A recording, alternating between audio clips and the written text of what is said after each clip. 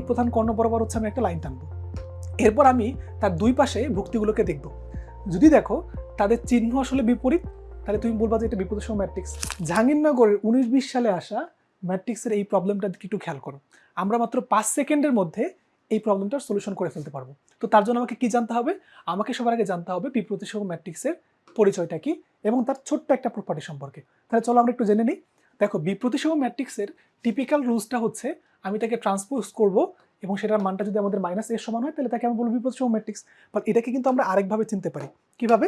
আমরা এই প্রধান কর্ণ বরাবর হচ্ছে আমি একটা লাইন টানবো। এরপর আমি তার দুই পাশে ভুক্তিগুলোকে দেখব।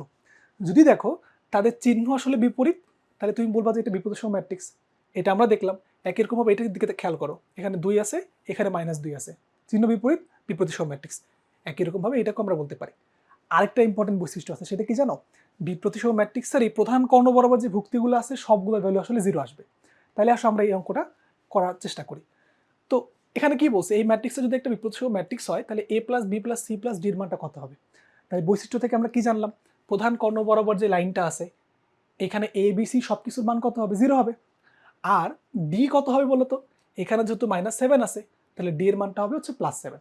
তাহলে আমি কি বলতে পারি? a + b + c এর মান তো 0 আর d এর মানটা হচ্ছে +7। তাহলে উত্তরটা কত হবে? +7।